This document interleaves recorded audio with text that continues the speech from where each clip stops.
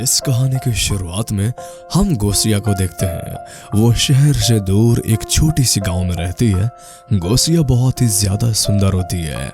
गोसिया अभी अभी जवानी की उम्र को पहुंची थी और उसका कोई भी दोस्त नहीं होता है, इसलिए उसे अपने शारीरिक सुख के बारे में कुछ भी मालूम नहीं था।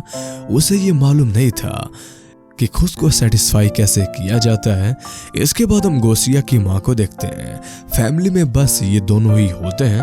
अगली सुबह उठकर गोसिया तबेले में जाती है। इसके बाद वो उन गायों को चराने जंगल की ओर चली जाती है। जंगल में गायों को चराने के लिए छोड़कर गोसिया वहीं पर बैठकर कुत्ते के साथ टाइम पास करने लगती है। इसके बाद वो अपने सारे कपड़े उतार कर पास के एक झील में नहाने लगती है, लेकिन अचानक उसे ये एहसास होता है जैसे कोई छुपकर उसे देख रहा हो। इधर उधर देखने पर जब उसे कोई भी नहीं मिलता तो वो सोचती है शायद ये उसका भ्रम होगा। इसके बाद गोसिया वहां पर लेटकर खुले आसमानों का मजा लेने लगती है, लेकिन तभी उसके ऊपर किसी की परछाई दिखाई देती है। गोसिया ने भी परछाई को महसूस कर लिया था। इसी एहसास के कारण वो रात में ठीक से नहीं सो पाती है। उसकी माँ उसे देर रात तक जागने देखकर उसे ऐसा करने का वजह पूछती है, लेकिन गोसिया अपनी माँ को ठीक से जवाब नहीं देती क्योंकि वो अपने शरीर में होने वाले बदलाव को लेकर काफी परेशान थी और ये बात अपनी माँ को बताने में उसे शर्म आ रही थी। अगले दिन भी गोसिया अपने गायों को लेकर जंगल में जाती है और वही बैठकर फूल से अपने चेहरे को सहलाने लगती है, लेकिन तभी उसे दूर एक आई में एक निशान दिखाई देता है। वो आदमी जंगल में पेंटिंग बना रहा था। उस आदमी को देखकर गोसिया काफी हैरान होती है। फिर वो उसके पास जाकर उससे बातें करने लगती है। वो आदमी गोसिया को अपने पास बैठाकर अपनी बनाई हुई पेंटिंग दिखाता है। उन पेंटिंग को देखकर गोसिया और भी हैरान हो जाती है क्योंकि वो पेंटिंग गोसिया की ही थी और इन सारी पेंटिंग में गोसिया के बदन में एक भी कपड़ा नहीं था। अपनी नंगी तस्वीर देखकर गोसिया वहीं पर बेहोश हो जाती है और वो आदमी पानी पिलाकर गोसिया को होश में लाता है। होश में आने के बाद वो गोसिया से पूछता है क्या तुम यहीं पे रहती हो? इस पर गोसिया हाँ में जवाब देती है। इसके बाद दोनों वहां पर काफी बातें करते हैं। बातों ही बातों में गोसिया उस आदमी से उसका पता पूछती है।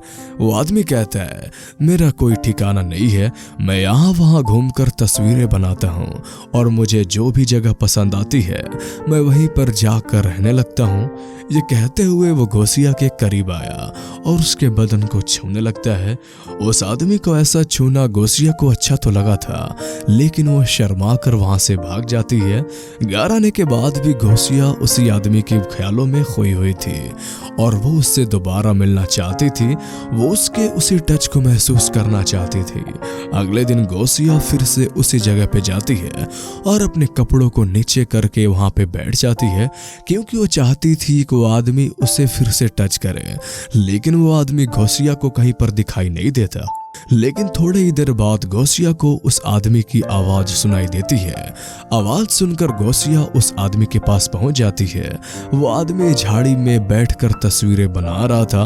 गोसिया के पास आने पर वो गोसिया से कहता है मैंने देख लिया था तुम मुझे ढूंढ रही थी और इसलिए मैंने तुम्हें आवाज लगाया था। ये कहते हुए वो गोसिया को तस्वीर दिखाता है।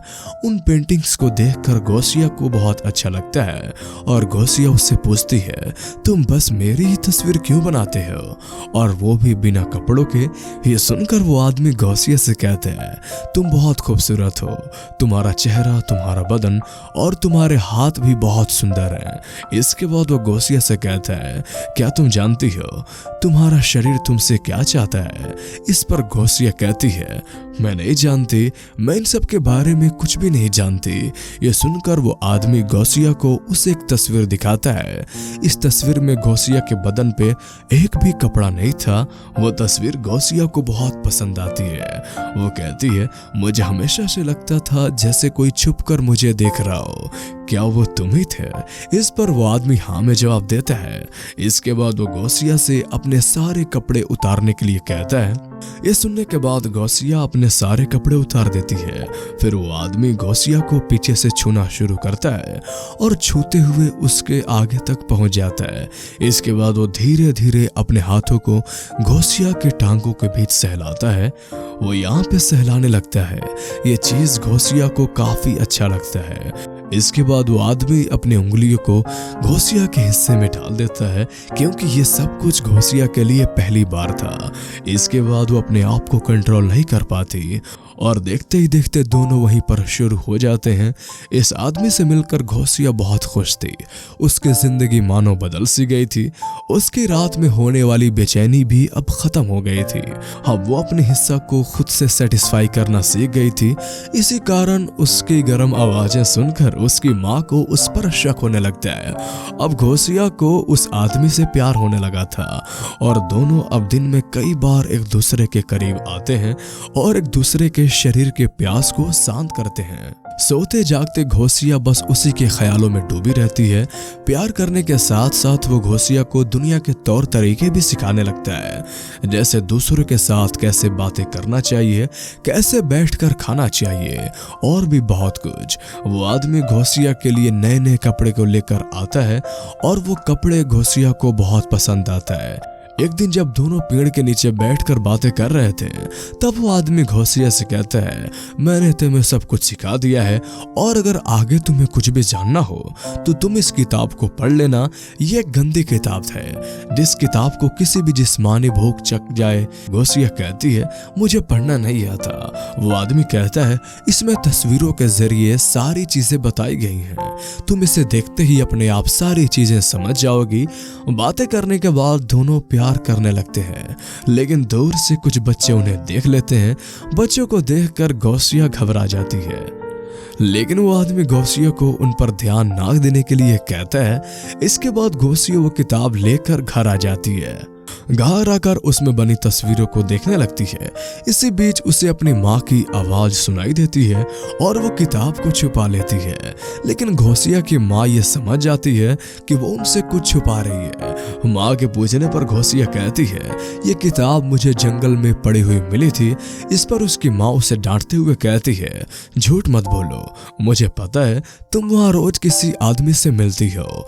गौसिया अपनी माँ की बातों का इनकार कर देती है, लेकिन उसकी माँ उसे डांटते हुए कहती है, अगर तुम पेट से हो गई तो मैं तुम्हें नहीं छोड़ूंगी। मैं तुम्हें ये सब करने के लिए जंगल में नहीं भेजती हूँ। ये सुनकर गौसिया को काफी गुस्सा आता है, लेकिन वो अपनी माँ से बहस करना नहीं चाहती। इसके बाद उसकी माँ उससे कहती है, ये संडे हम चर्च में जाएंगे और वहाँ तुम फादर के सामने सारी बातें कॉन्फ्रेंस कर लेना। फिर संडे को दोनों चर्च में पहुँच जाते हैं। यहाँ पे गौसिया फादर को सारी बातें बता देती है। वो कहती है, मैं जानती हूँ मुझे वो सब नहीं करना चाहिए था, लेकिन फिर भी मैं अपने आप को नहीं रोक पाई। मैंने कई बार उसके साथ अपने जिस्म की प्यास मिटाई। गौसिया की बातें सुनकर फादर उसकी माँ से कहते हैं, अभी गौसिया बच्ची है, वो नई नई जवान हुई है। इस उम्र में लोग अक्सर ऐसी गलतियां कर लेते हैं, लेकिन तुम एक बार गौसिया को लेकर डॉक्टर के पास जाओ, ये देखो कहीं वो माँ तो नहीं बनने वाली है। फादर की बातें मानकर गौसिया की माँ उसे डॉक्टर के पास ले जाती है। चेक कराने के बाद डॉक्टर गौसिया की माँ से जो कहता है उसे सुनकर गौसिया की माँ के साथ साथ आप सब भी हैरान हो जाओगे। डॉक्टर गौसिया की माँ से कहता है, गौसिया अभी वर्जिन है और उसने कभी भी किसी के साथ शारीरिक संबंध नहीं बनाए हैं। मतलब गौसिया को किसी ने अभी तक टच नहीं किया था, लेकिन गौसिया ने जो इतने सब कुछ किया था तो वो क्या था। उसी रात जब गौसिया अपने घर पर सो रही थी, तब वो आदमी गौसिया के पास आता है और उसको चूमकर उसे नींद से जगाता है।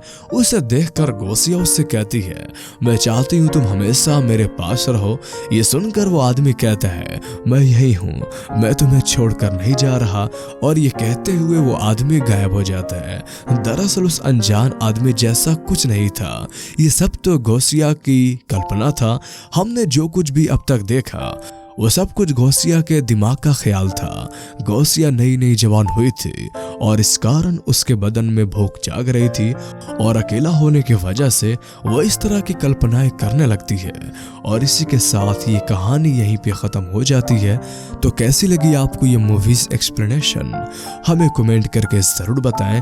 और अगर आप इस तरह के और मूवीज़ एक्सप्लेनेशन देखना चाहते हैं तो हमारे चैनल को सब्सक्राइब कर लें। तो फिर मिलते हैं अगले वीडियो में, तब तक के लिए गुड बाय।